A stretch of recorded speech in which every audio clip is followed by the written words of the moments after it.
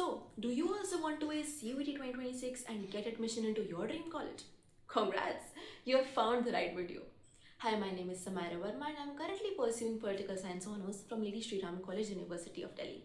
And I got a 99.2 percentage in my CBSE board exams. So in today's video, we're specifically going to talk about English exam. Language एक बहुत important component है CUET exam का, तो सबसे पहले मैंने सोचा क्यों ना उसी से शुरुआत की जाए. So, your English exam is basically divided into a few components, which are vocabulary, grammar, reading comprehension, sentence rephrasing, idioms, parajumbles, etc. So, I will discuss component wise कि आपको कैसे prepare करना है. So, first of all, the very first component is reading comprehension. See, English का exam basically difficult इसीलिए कहा जाता है बिकॉज इसमें थोड़ा टाइम मैनेजमेंट का इशू होता है. क्वेश्चन ज़्यादा होते हैं, टाइम कम होता है, तो बच्चों के क्वेश्चंस छूट जाते हैं यूजुअली.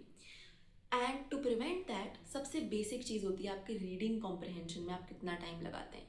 यूजुअली लोगों को रीडिंग कॉम्प्रहेंशन में बहुत टाइम लग जाता है, और इसको प्रिवेंट करने के लिए आपने कुछ नहीं करना है. डेली 2 से 5 रीडिंग कॉम्प्रहेंशन ट्राई कीजिए, सो दैट आपके माइंड में बैठ जाए कि okay I have to do like this and prepare like this. Apart from that, one advice that my teacher gave me was this कि सबसे पहले एक सवाल पढ़िए, सबसे पहले क्वेश्चंस को रीड करिए, so that you have a basic idea कि ये पैसेज है किस बारे में, और उसके बाद आप जाइए कॉम्प्रहेंशन को पढ़ने के लिए. कॉम्प्रहेंशन को पढ़ने के लिए टाइम जो हमें रिड्यूस करना है वो प्रैक्टिस से ही रिड्यूस होगा. And to practice, as I said, कम से कम 2 से 5 रीडिंग कॉम्प्रहेंशन रोज के रोज ट्राई कीजिए. इस कॉम्पोनेंट को प्रिपेयर करने के लिए 2 सोर्सेज मैं आपको बता सकती हूँ. ओसवाल बुक के सैम्पल पेपर आप ट्राई कर सकते हैं. Oswal publications is excellent for their English sample papers. And DU buddy के CBT मोड पे मैंने ट्राई करे थे सैम्पल पेपर्स, वो आप ट्राई कर सकते हैं.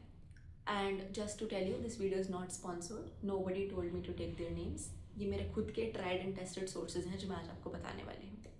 Moving on to the next component, vocabulary. अगर आप PYQs देखेंगे तो आपको ये समझ आएगा कि वोकैबलरी पे बहुत ज़्यादा एम्फोसिस किया गया है, और ये ही एक ऐसा कंपोनेंट है जिसको आप थोड़ा सा प्रिपेयर करके जा सकते हैं. इसको प्रिपेयर करने का भी एक बहुत ही मेजर टास्क है ये. तो I will suggest a very very good source जिसको मैंने यूज़ करके देखा हुआ है. There was this book called word power by Norman Lewis. आपको मिल जाएगी ये बहुत आसानी से. So this is such an amazing book. इससे आपकी आधी से ज़्यादा वोकैबलरी प्रिपेयर हो जाएगी.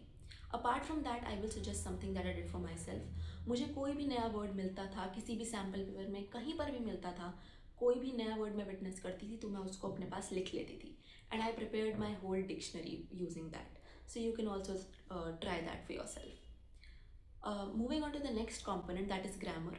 वोकैबलरी और ग्रामर के कुछ यूट्यूब चैनल्स हैं जैसे कि Shipra Mishra. She is an amazing teacher.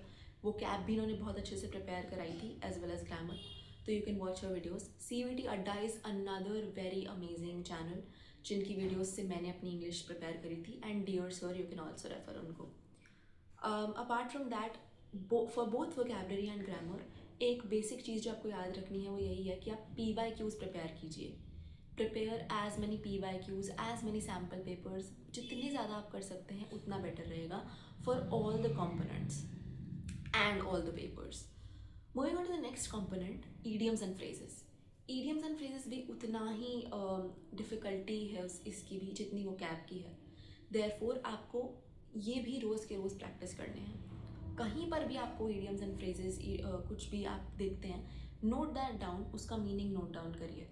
Apart from that, आप बहुत सारे इस पे आपको सोर्सेज मिल जाएंगे, गूगल पे मिल जाएगा, यूट्यूब पे मिल जाएगा. इसके लिए भी आई वुड रेकमेंड CUET अड्डा. उनकी कुछ वीडियोज़ हैं जो कि बहुत अच्छी हैं, specifically for vocab and your idioms and phrases. And apart from that, इसका एक और कॉम्पोनेंट रहता है, मेजर रहता है, पैराजम्बल्स होते हैं, और इसके साथ होते हैं कुछ rearrangement of sentences.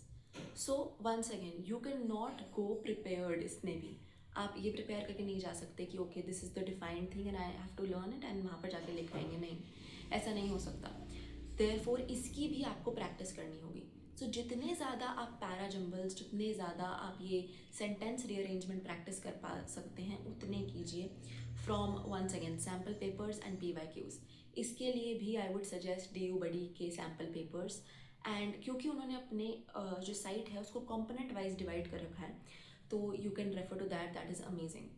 These were the few components of English exam. I would also recommend you to do a lot of sample papers and PYQs, because PYQs or sample papers करे बिना CUET के exam में जाना is not advisable. Apart from that, if you have any doubts, just comment them. I will try replying as soon as possible. जितने ज़्यादा doubts मैं answer कर सकती हूँ मैं करूँगी. Please subscribe to my channel. And that's it for this video. I will be coming with a lot more content related to CUET. Your doubts, your questions, GAT का exam, 3 core paper, everything will be addressed. Till then, stay tuned. Thank you so much.